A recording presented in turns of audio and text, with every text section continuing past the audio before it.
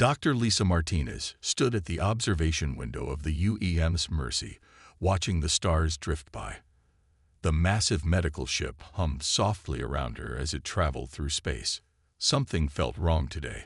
The neural networks had detected strange signal patterns near the Proxima Centauri colony, and now 3 medical ships were racing there to help with a mysterious illness outbreak. She checked her tablet again, reviewing the symptoms reported from the colony. Fever, disorientation, and a strange blue rash.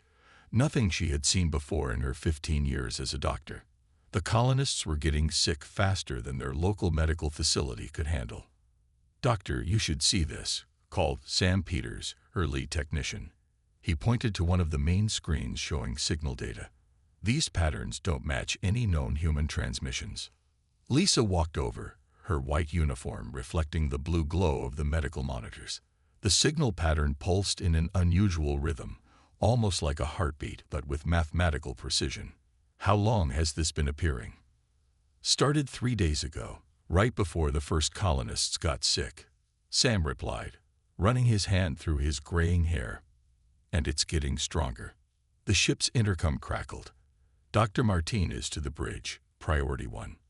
When Lisa reached the bridge, Captain Alice Wright was already in deep discussion with an alien face on the main screen. The being had silvery skin and large, dark eyes, humanity's first contact with the Krelak species. "We appreciate your concern for the colony," the alien was saying, its voice translated smoothly by the ship's computers.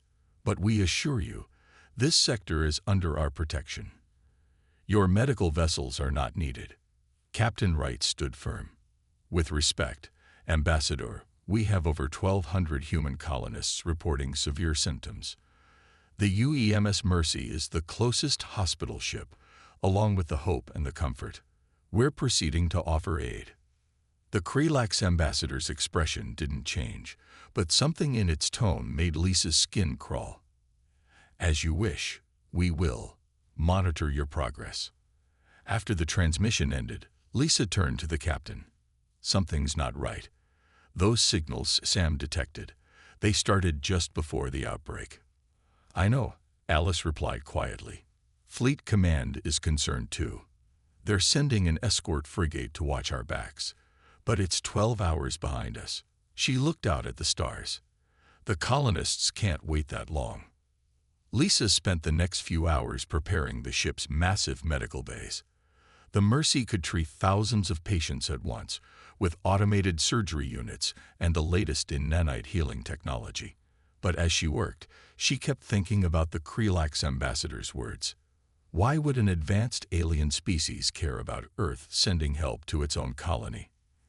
The answer came 6 hours later. Lisa was checking supply inventories when the ship's AI announced, "Multiple ships dropping out of faster-than-light travel. Unknown configuration." She rushed to the nearest window. In the distance, she could see sleek, silvery ships appearing like sharks circling their prey. Their designs were beautiful but predatory. "All medical personnel, prepare for possible incoming casualties." Captain Wright's voice came over the intercom, tense but controlled. "This is not a drill." The Krelak ships moved closer, their formations precise and threatening. Lisa watched with growing dread as more vessels appeared. Through the window, she could see the UEMS Hope about 10,000 kilometers away, its white hull gleaming with the red cross that had symbolized medical help for centuries. Sam appeared beside her, his face pale. "They wouldn't attack medical ships, would they? It's against every civilized law in the galaxy." Lisa gripped the railing as the first Krelak ship fired, its beam cutting through space toward them. "I think we're about to learn exactly what kind of civilization we're dealing with." The peaceful mission to help sick colonists was about to become something else entirely. And in attacking Earth's medical ships, the Krelaks were about to learn their own painful lesson about humanity. No one had ever dared to strike medical vessels before. There was a reason for that, and the aliens were going to find out why. The first shot from the Krelak ship lit up space like a tiny sun. The beam missed the Mercy by mere kilometers, but the message was clear. They weren't here to talk. "All personnel, Brace for evasive maneuvers. Captain Alice Wright's voice rang through the ship. The massive medical vessel turned faster than anyone would expect for its size, the artificial gravity struggling to compensate. Dr. Lisa Martinez grabbed Sam's arm as they both stumbled. Around them, medical equipment clattered against safety locks. Through the window, they watched in horror as 3 Krelax ships surrounded the UEMS Hope. "They can't," Lisa whispered. "There are over 1,000 patients on board." The Hope's white hull sparkled with emergency force field activations. The medical ship had basic defensive capabilities. All ships did, but nothing that could stand up to military-grade weapons. The Krelax vessels fired in perfect synchronization.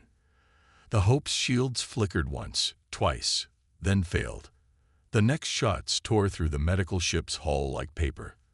Lisa pressed her hand against the window as secondary explosions bloomed across the Hope's surface. 400 medical personnel, 1,000 patients, all gone in an instant. "Doctor." Sam's voice snapped her back to reality. "We need to secure the critical care units." They ran through the corridors of the Mercy, passing scared but determined medical staff preparing for the worst. The ship shuddered as another near-miss rattled its structure. "This is Commander Peter Wright of the U.S. Nightingale." A new voice came over the general frequency. "We've arrived ahead of schedule. All medical vessels, fall back behind us." Lisa reached a viewport in time to see the small escort frigate charge into the fight.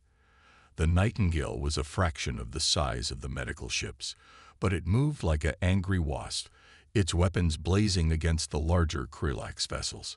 Multiple hull breaches on decks 3 through 5, the Mercy's AI reported calmly. "Emergency force fields holding. Casualty reports incoming." Captain Wright's voice cut through the chaos. "All medical teams to emergency stations. We have wounded coming in from the Comfort." The 3rd medical ship had taken heavy damage but was still intact, trying to retreat behind the Nightingale's coverage. Lisa and her team worked frantically to stabilize the incoming wounded. Every few minutes, the ship would shake from another attack. Through it all, the Nightingale kept fighting, drawing fire away from the medical vessels. "Krelax ships launching biological weapons," the AI announced. "Unknown pathogen detected." Lisa looked up from her patient, understanding flooding through her. The colony outbreak. It was them. This was all planned. The Nightingale's commander's voice came through again, strained but determined. "Mercy, Comfort, we've detected their bioweapon signatures. You need to go now. We'll hold them off." "Peter, don't you dare," Captain Wright started to say, but Commander Wright cut her off.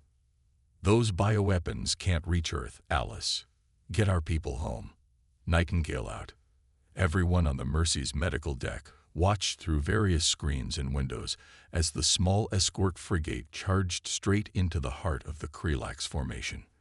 The Nightingale's weapons blazed, taking out one enemy ship's engines, crippling another's weapons array. Then the Krelax ships fired together. The Nightingale disappeared in a ball of light. But the sacrifice worked. The Krelax formation had broken, their bioweapon launchers destroyed by the Nightingale's final attack. The Mercy and the damaged Comfort had the opening they needed to escape. Lisa stood in the emergency ward, surrounded by wounded crew members from the Comfort, watching the last traces of the explosion fade. Sam appeared beside her, his medical scrubs stained with blood from treating casualties. "What do we do now?" he asked quietly. Lisa turned away from the viewport, her face set with determination. Now we make them regret ever thinking a medical ship was an easy target, because they just made the biggest mistake in their species' history. Behind them, the Mercy's faster-than-light drive engaged, taking them back to Earth. They had wounded to treat, data to analyze, and a response to plan. The Krelax had just discovered why attacking medical ships was forbidden by every other species in known space. They were about to learn exactly why. Admiral Susan Carter stood in Earth's orbital command center, watching the tactical display with cold fury. The UEMS Mercy and the damaged Comfort had just emerged from faster-than-light travel, bringing news of the Hope's destruction and the Nightingale's sacrifice. "Play it again," she ordered, studying the footage of the attack. Behind her, the command center staff worked in tense silence. The recording showed the Krelax ships specifically targeting the medical vessel's critical care sections. This wasn't just an attack. It was a calculated strike to cause maximum civilian casualties. "Admiral," her aide stepped forward. "The Security Council is ready." The large screen lit up with the faces of Earth's military leadership. Susan didn't waste time with formalities. "Ladies and gentlemen, the Krelax have attacked our medical ships. They triggered Protocol Hippocrates." The room went silent. Protocol Hippocrates was classified at the highest levels, a contingency plan created after humanity reached the stars, designed specifically for this situation. No one had ever dared attack Earth's medical vessels before. Now they would learn why. "Captain Kevin Howard," Susan called out, "the 7th Medical Defense Fleet is yours." Kevin's face appeared on a secondary screen. He was younger than most fleet commanders, but his understanding of medical technology made him perfect for this mission. "Status of the fleet, Captain. All 30 ships are ready, Admiral. The modified medical cruisers are equipped with the new defensive systems. The Krelax won't recognize anything we're about to hit them with." Dr. Lisa Martinez's voice joined the conversation from the Mercy, which was now docked for repairs. "Admiral, we've confirmed our suspicions. The Krelax were testing biological weapons on our colony. They wanted to prevent our medical ships from treating the victims." Susan nodded grimly. "They thought our medical vessels would be easy targets. Time to show them their mistake." She turned to her tactical officer. "Show me the fleet." The display changed to show the ships gathered near Jupiter. The sight was unlike anything in human military history. The vessels looked like normal medical ships painted in military gray, but they were far from normal. Each one carried modified medical technology that the Krelax had never seen. "Dr. Martinez, your analysis?" Susan asked. "The Krelax bioweapons are advanced, but primitive compared to our medical nanites. They have no idea that our healing technology is centuries ahead of their weapons. Every medical scanner, every healing device we have can be repurposed." Captain Howard's voice was confident. "The fleet is ready for your order, Admiral. The Krelax think they caught us unprepared. They don't know that we've been ready for this scenario since we first went to the stars." Susan looked at the casualty reports from the Hope one last time. Over 1,000 lives lost because the Krelax thought medical ships were weak. She thought of Commander Wright's sacrifice, of all the patients who never had a chance. "Captain Howard, you have authorization to execute Protocol Hippocrates. Show them why every other species in known space knows better than to attack medical vessels." The fleet began to move, their engines glowing with purpose. Each ship carried modified medical technology that would turn the Krelax's own biological weapons against them. Every healing scanner could now detect enemy weak points. Every stasis field could now trap enemy ships. "One more thing," Susan added. "Dr. Martinez, you'll be serving as tactical advisor on the flagship. Your medical knowledge will be crucial." Lisa's voice was steady. "Understood, Admiral. The Krelax thought our medical technology was just for healing. They're about to learn how wrong they were." As the fleet prepared to jump to faster-than-light speed, Susan watched the tactical display one last time. The Krelax had made a fatal mistake. They had assumed that humanity's dedication to healing meant weakness. They were about to learn that the same technology that could save lives could also be their undoing. The fleet disappeared into FTL travel, carrying humanity's response to those who had dared to attack its healers. The Krelax were about to learn why medical ships were considered untouchable. It wasn't because they were defenseless. It was because of what they could become when threatened. The 7th Medical Defense Fleet dropped out of faster-than-light travel near Proxima Centauri. Captain Kevin Howard stood on the bridge of his flagship, watching as 30 ships of the fleet took up attack positions. The ships looked strange in their new military gray paint, converted medical vessels ready for a purpose their builders never imagined. Dr. Lisa Martinez worked at a modified medical console beside him. The standard patient scanning system now showed detailed readings of Krelak's ship positions. "Their fleet is exactly where we expected," she said. "They're still attacking the colony with bioweapons." Lieutenant Mary Collins, the weapons officer, spoke up from her station. "Medical scanners are tracking their bioweapon dispersal patterns. Their ships have no idea we can see through their stealth fields." The Krelaks had positioned 15 more ships around the colony, continuing their biological attack. They clearly weren't expecting a response so soon. Their ships turned slowly to face the human fleet, probably confused by the strange readings they were getting. "All ships, execute pattern mercy," Kevin ordered. The fleet split into 3 groups, using formations based on emergency response protocols. What usually would spread medical ships to handle a crisis now positioned them perfectly for battle. "They're charging weapons," Mary reported, "but their targeting systems are having trouble locking on. The modified healing fields are working." Lisa watched her display with satisfaction. The healing energy fields that usually protected patients during surgery now surrounded each ship, bending enemy targeting sensors around them. Years of precisely controlling medical equipment made these defenses far more advanced than standard military shields. "Their first shots will miss," she said confidently. "Basic medical scanners can predict their targeting algorithms better than any military system." She was right. The Krelak ships fired, and their shots curved harmlessly around the human vessels. The enemy ships fired again, apparently confused by their total failure to hit any targets. "Now," Kevin ordered, "show them what medical technology can really do." Mary's fingers flew across her console. The fleet's medical vessels released swarms of modified healing nanites into space. These microscopic robots usually repaired damaged tissue. Now they swarmed toward the Krelak ships, seeking out and disabling weapon systems with surgical precision. "First wave of nanites is working," Lisa reported, reading the medical scans. "Their weapons are being disabled just like we treat cancer, targeting the harmful cells while leaving the rest intact."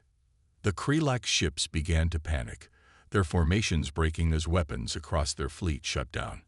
They hadn't expected anything like this. Their military sensors couldn't even detect the nanites that were methodically shutting down their ships. "Second phase," Kevin commanded. "Lieutenant Collins, you may proceed." Mary activated the modified stasis fields. These fields usually kept patients stable during critical procedures. Now they reached out and grabbed Krelak ships, holding them in place like insects in amber. "Sir," one of the bridge crew called out, "we're receiving surrender signals from 3 enemy vessels." Kevin looked at Lisa. "Doctor, would you say it's time for their treatment?" She nodded, her expression serious. "Their bioweapons are still active in their launch tubes. Permission to neutralize them." "Granted." Lieutenant Collins, begin the procedure. Mary activated the final system, modified medical sterilization fields. Beams of energy that usually cleaned surgical equipment now fired from the human ships, precisely targeting and destroying the bioweapons aboard the enemy vessels. The Krelaks never had a chance. Their most advanced military technology was years behind Earth's medical science. 7 of their ships were completely disabled, 3 had surrendered, and the rest were retreating in disorder. "Status of the colony?" Kevin asked. Lisa checked her medical scans. "The bioweapon attack has been contained. Our standard air purification systems are already cleaning their atmosphere. We can begin treating the victims immediately." Kevin nodded, watching the enemy fleet retreat. "Send word to Admiral Carter. Phase 1 of Protocol Hippocrates is complete." The Krelaks just learned that attacking medical ships was their first mistake. Now they'll learn it wasn't their last. Dr. Lisa Martinez worked frantically in the flagship's converted medical lab, surrounded by holographic displays showing molecular structures. Engineer John Baker stood beside her, his eyes wide as he watched medical nanites reshape themselves into something new. "It's working better than we hoped," John said, adjusting the controls.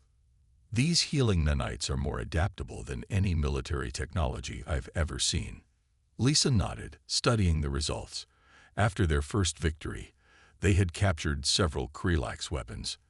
Now they were developing countermeasures using medical technology in ways no one had imagined before.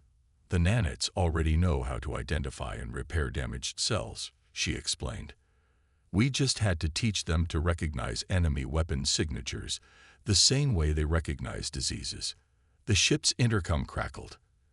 Dr. Martinez, Engineer Baker, report to the bridge immediately. When they arrived, Captain Kevin Howard was studying tactical displays showing the Krelax fleet regrouping near their home system. The enemy had gathered almost 100 ships, trying to counter Earth's unexpected advantage. Please tell me you have good news, Kevin said, looking up from the displays. John stepped forward, bringing up a hologram of their latest creation. We call it the White Shield. It's based on the stasis fields we use to preserve organs for transplant. Lisa continued the explanation. Normal military shields try to block enemy weapons with pure energy, but our medical stasis fields can actually stop time for small areas. Nothing can penetrate them because time itself freezes at the point of impact. The bridge crew watched in amazement as test footage showed a Krelax energy beam hitting the new shield. Instead of exploding or being deflected, the beam simply stopped, frozen in time, then faded away. How soon can we deploy this? Kevin asked. We've already modified the shield generators on 5 ships, John replied. Give us 12 more hours, and the whole fleet will have them. Lieutenant Mary Collins spoke up from her station. Sir, we're detecting new movement from the Krelax fleet. They're deploying some kind of new bioweapon. Lisa moved to her console, medical scanners already analyzing the threat. She smiled slightly. They still don't understand. Every bioweapon they create is based on their medical knowledge, which is centuries behind ours. The bridge crew watched as she pulled up more detailed scans. The new Krelax weapon was impressive by military standards, but to human medical technology, it was primitive.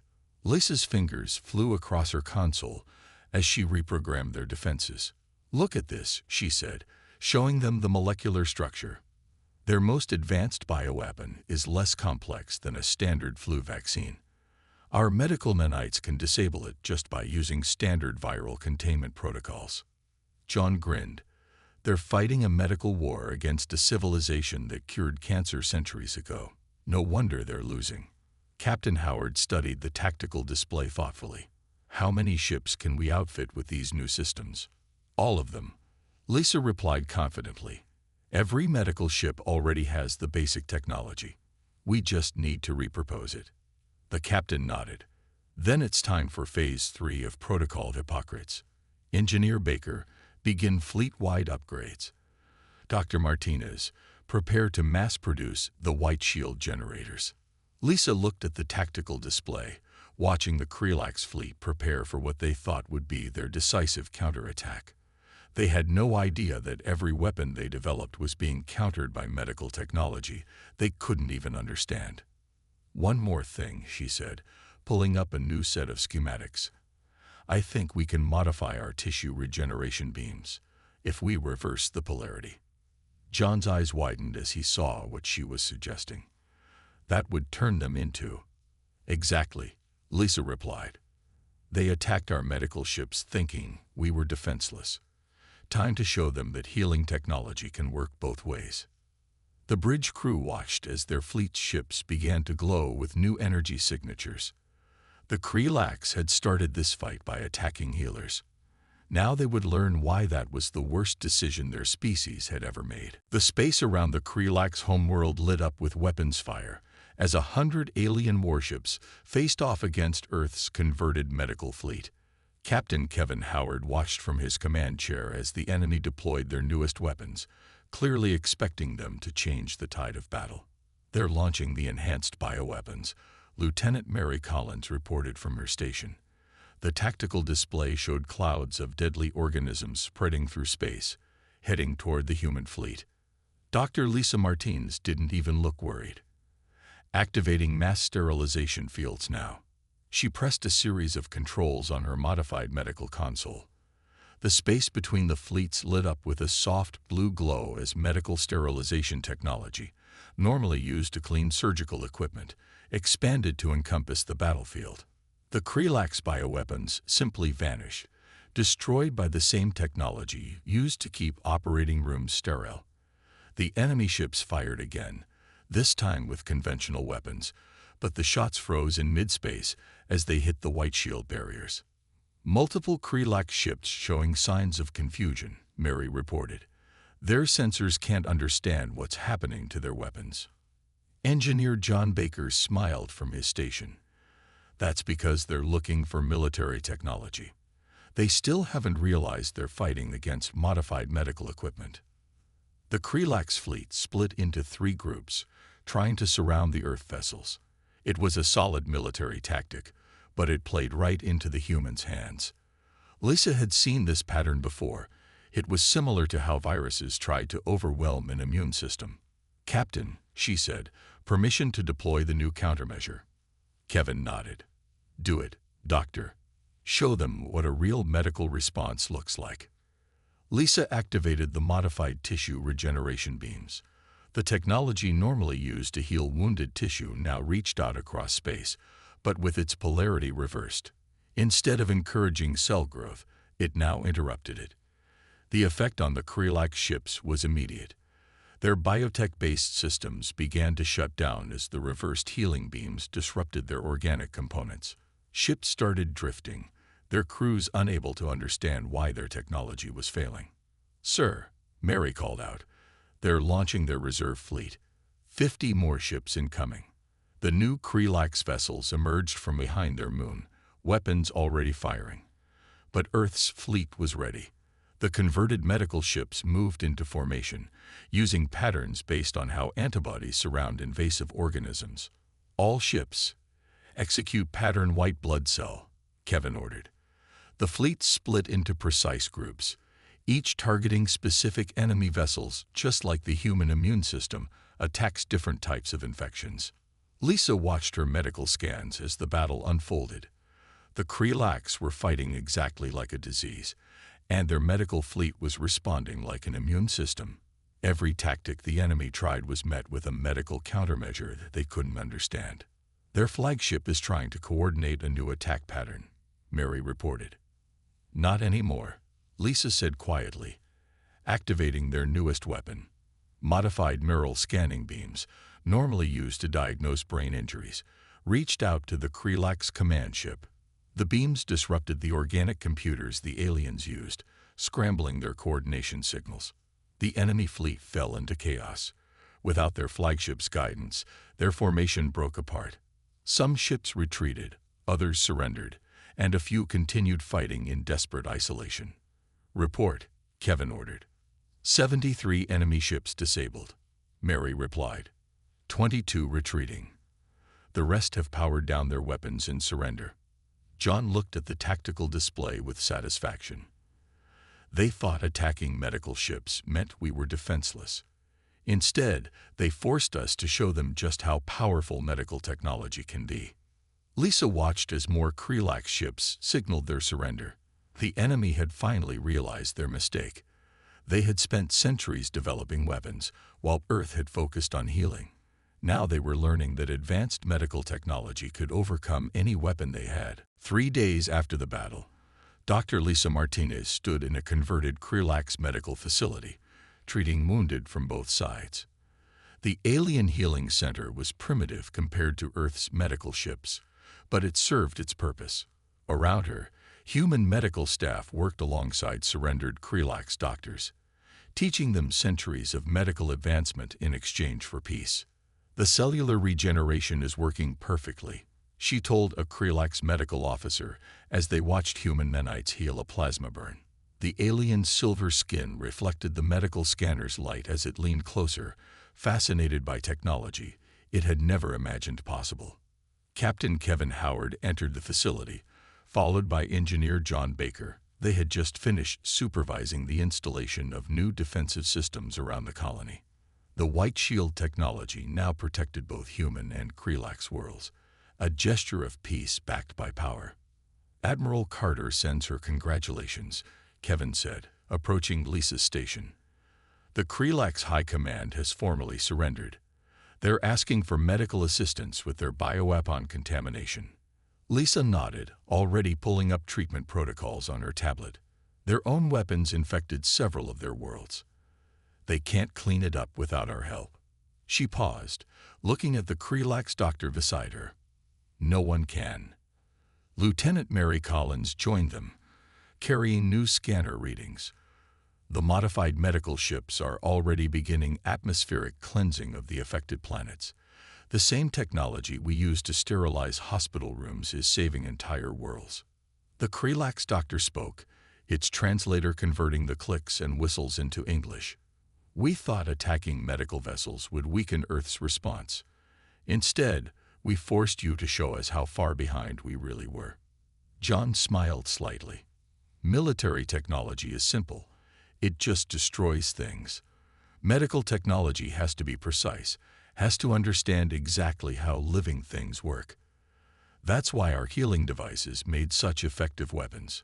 And why they make even better tools for peace," Lisa added, watching the nanites finish their work on the wounded alien. The patient's injury had vanished completely, not even leaving a scar. Kevin checked his tablet as new reports came in. "The Security Council has approved the Martinez Protocol. From now on, all medical ships will carry these defensive modifications. No one will dare attack them again." Lisa looked around the facility, remembering the UEMS Hope and its lost crew. Their sacrifice had led to changes that would protect medical vessels forever. The Krelax attack had forced humanity to reveal technologies they had kept hidden in healing centers and medical labs. "The colony's recovery is ahead of schedule," Mary reported. "The reversed bioweapons are actually helping heal the environmental damage. Turns out weapons designed to destroy life can be modified to restore it, if you understand the science well enough." The Krelax doctor straightened suddenly, its posture showing what Lisa had learned was respect. "Our military leaders thought your dedication to healing was weakness. Now we understand. You were so far ahead of us that you could afford to focus on saving lives instead of taking them." John nodded toward the window, where a converted medical ship hung in orbit, its white hull now bearing both the Red Cross and new defensive markings. "The funny thing is, we never wanted to weaponize any of this. You forced us to show you why medical ships were considered untouchable. And now, they truly are," Kevin added. "The same technologies that make them good at healing make them impossible to attack. The Martinez Protocol ensures that medical vessels will always be protected by turning their healing powers into shields." Lisa finished treating her patient and looked at her friends. The Krelax had attacked Earth's medical ships expecting to find weakness. Instead, they had discovered why healing technology was the most advanced science humanity possessed. They had learned that the power to save lives was far greater than the power to take them. "Ready to begin the next treatment phase?" she asked the Krelax doctor. The alien nodded, and together they moved to help more patients. The war was over. The healing had begun, and medical ships would never be seen as easy targets again.